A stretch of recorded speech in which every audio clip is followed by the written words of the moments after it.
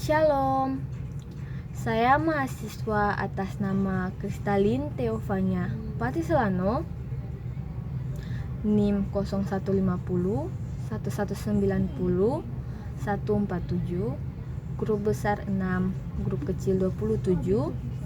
Saya akan menjelaskan mengenai keperawatan maternitas, yaitu prosedur antenatal care.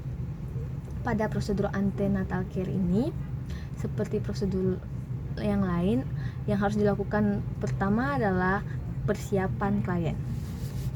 Pada persiapan klien ini, kita perawat harus mengucapkan salam terapeutik terlebih dahulu. Salam terapeutik ini dilakukan untuk membangun hubungan saling percaya antara klien dan juga perawat. Setelah melakukan salam terapeutik, kita akan melakukan validasi identitas klien, di mana kita selaku perawat akan memeriksa gelang tangan klien untuk mengecek identitasnya, apakah sesuai atau tidak. Setelah validasi, kita akan menanyakan kepada klien keadaan klien dan juga apakah ada keluhan atau tidak. Tindakan ini dilakukan untuk mengetahui kondisi klien saat ini. Setelah itu, kita akan menjelaskan kepada klien tujuan pemeriksaan ini dilakukan, dan juga kita akan menjelaskan langkah-langkah tindakan yang akan kita lakukan kepada klien agar setidaknya klien mengetahuinya. Setelah itu, setelah dilakukan persiapan klien, kita akan melakukan persiapan alat. Persiapan alat ini harus dilakukan untuk memastikan bahwa semua alat yang akan digunakan ini sudah tersedia. Dan alat-alat yang harus disediakan ada beberapa, antara lain Lennec atau Doppler, yang dimana jika menggunakan Doppler kita harus menyediakan jeli dan juga tisu. Kemudian termometer, pita ukur, stetoskop, pigmomanometer, hammer reflex, kemudian timbangan badan. Setelah itu pengukur tinggi badan, pen light, dan yang terakhir jam detik. Setelah dilakukannya persiapan alat, kita langsung ke pelaksanaan. Pada pelaksanaan, pertama-tama kita akan mencuci tangan. Mencuci tangan ini wajib dan harus dilakukan untuk mengurangi penyebaran bakteri selama tindakan nanti. Kemudian setelah mencuci tangan, kita harus melakukan pengosongan kandung kemih pada klien, karena pada saat tindakan ini akan dilakukan pemeriksaan abdomen, dan agar pada saat pemeriksaan abdomen itu dilakukan, klien tidak merasa ingin berkemih. Selanjutnya kita akan melakukan menjaga privasi dan keamanan klien, di mana kita akan menutup sapiranya. Kemudian kita akan mengatur posisi klien. Mengatur posisi klien ini dilakukan untuk kenyamanan klien selama tindakan ini dilakukan. Setelah dilakukan pelaksanaan, kita langsung ke pemeriksaan umum. Pada saat pemeriksaan umum, kita akan melakukan pemeriksaan keadaan umum dan juga memeriksa kesadaran klien. Kemudian kita juga akan melakukan pemeriksaan tanda-tanda vital, berat badan, dan tinggi badan klien sebagai pemeriksaan penunjang. Setelah itu, kita akan melakukan pemeriksaan pada daerah kepala. Pada pemeriksaan daerah kepala ini ada beberapa yang harus diperiksa. Yang pertama itu daerah kepala. Pada daerah kepala kita akan mengkaji dulu apakah ada keluhan nyeri pada kepala klien atau tidak. Yang kedua, wajah. Pada wajah ini kita akan memeriksa ada atau tidaknya kloasma atau edema. Setelah itu kita akan memeriksa mata. Pada mata yang harus diperiksa adalah konjungtiva, sklera, dan pupil klien. Dan juga kita akan memeriksa ketajaman penglihatan klien dan edema palpebra. Setelah mata, kita juga akan memeriksa hidung. Pada pemeriksaan hidung, kita akan mengkaji apakah ada polip pada hidung klien, dan kita akan memeriksa pernafasan cuping hidung dan apakah klien menggunakan alat bantu nafas atau tidak. Setelah hidung, kita akan melakukan pemeriksaan mulut dan tenggorokan.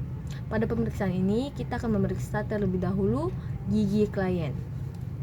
Pada pemeriksaan gigi, kita akan memastikan pada gigi klien ada atau tidaknya karies. Kemudian kita juga akan memeriksa apakah klien merasa kesulitan untuk menelan, dan kita akan memeriksa mukosa dan juga bibir klien.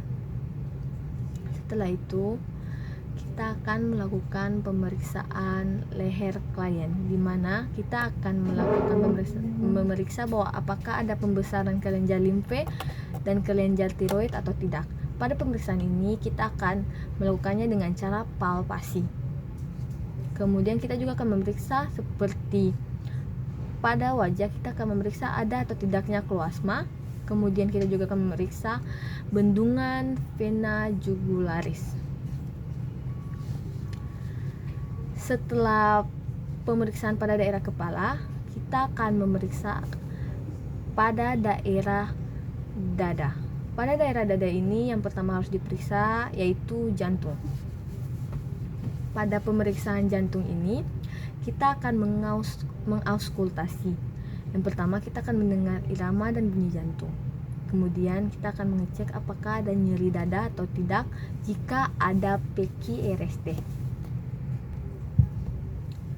Kemudian kita akan memeriksa paru. Pada paru ini kita akan memeriksa jalan nafas, suara nafas, dan apakah ada keluhan sesak atau tidak. Kemudian kita akan memeriksa apakah klien menggunakan penggunaan otot bantu nafas. Setelah itu, pada pemeriksaan area dada yang terakhir adalah payudara.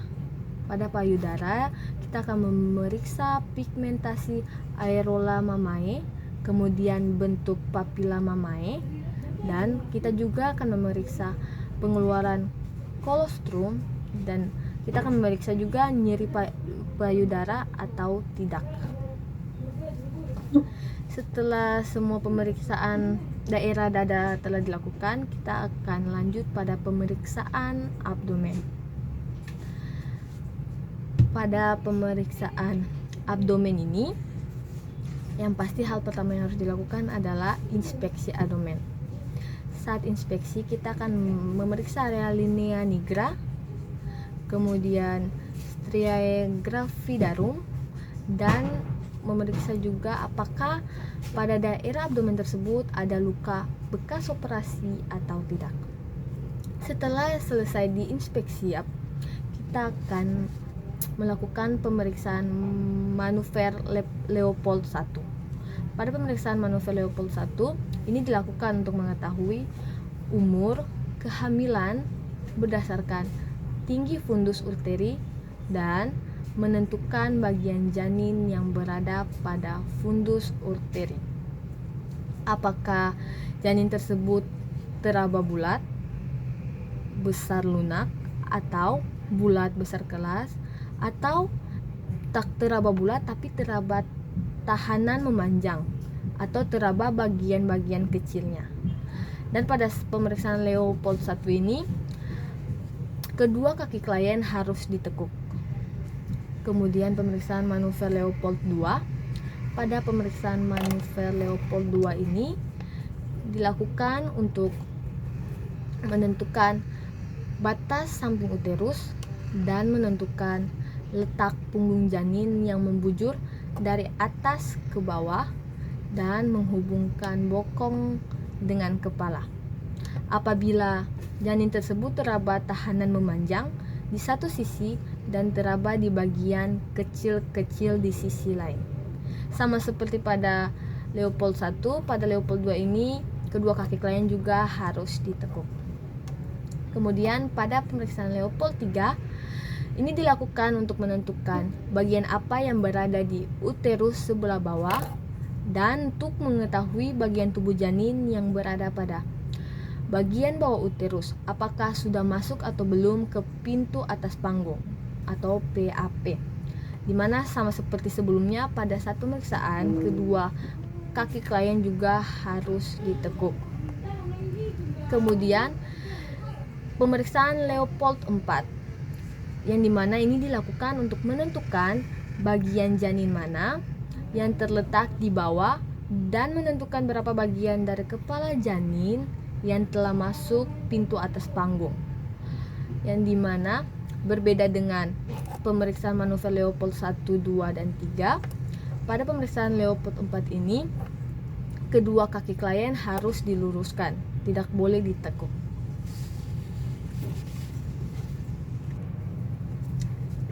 Setelah melakukan pemeriksaan abdomen, kita akan mengauskultasi denyut jantung janin dengan Linac atau Doppler.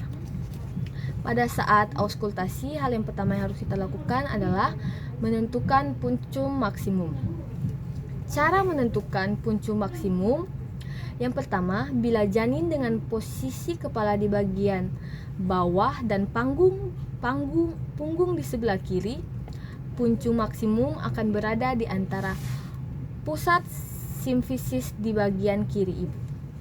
Kemudian, bila janin dengan kepala di bawah dengan punggung di bagian kanan, punctum maksimum berada di pusat dan simfisis bagian kanan ibu.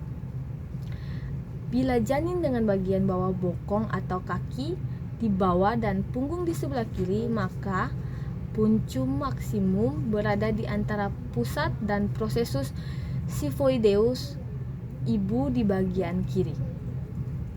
Kemudian, bila janin dengan posisi bokong di bawah dan punggung di sebelah kanan, maka posisi punctum maksimum berada di antara pusat dan prosesus xiphoideus di bagian kanan ibu.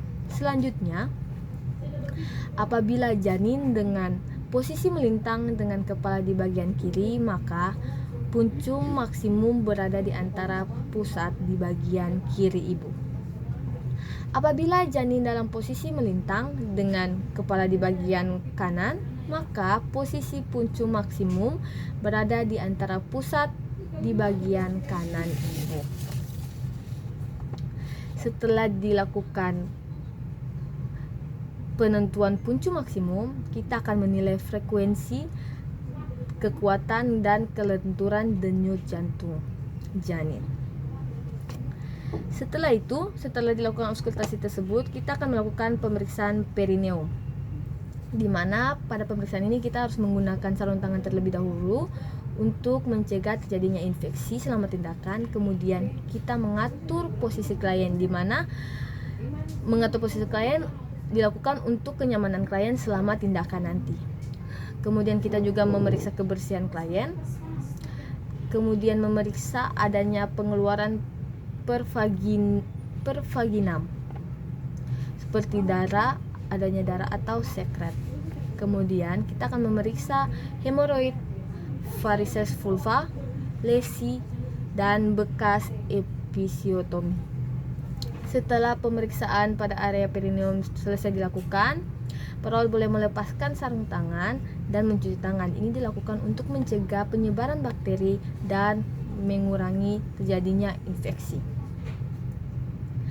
Setelah itu kita akan melakukan pemeriksaan pada ekstremitas bawah klien. Pertama, kita akan memeriksa adanya edema dan varises atau tidak. Setelah itu kita akan memeriksa refleks patella klien. Dan saat dilakukan pemeriksaan refleks patella akan ada reaksi refleks dari klien. Dan jika reaksi refleks itu negatif, maka ada kemungkinan bahwa ibu hamil kekurangan vitamin B1. Kemudian kita merapikan pasien dan alat agar alat-alat tetap rapi dan pasien juga akan merasa nyaman. Setelah itu kita mencuci tangan. Setelah mencuci tangan, kita akan melakukan evaluasi, yang dimana pertama kita akan mengevaluasi respon verbal dan nonverbal klien untuk mengetahui apakah tindakan yang kita lakukan ini telah benar. Kemudian kita melakukan kontrol berikutnya, di mana ini dilakukan untuk menjadwalkan pertemuan selanjutnya dengan klien. Kemudian kita akan melakukan terminasi, yang dimana pada saat terminasi ini kita akan memberikan kesempatan untuk klien menyampaikan apa yang klien rasakan, dan kita akan selaku perawat akan memberikan feedback balik. Setelah itu yang terakhir kita akan melakukan dokumentasi, yang dimana kita akan mendokumentasikan respon verbal dan non-verbal klien, hasil Leopold dan hasil pemeriksaan abnormal pada klien. Hal ini dilakukan untuk mengetahui keadaan klien sekarang. Sekian penjelasan saya mengenai prosedur antenatal care. Semoga apa yang saya jelaskan bisa dimengerti. Sekian dan terima kasih.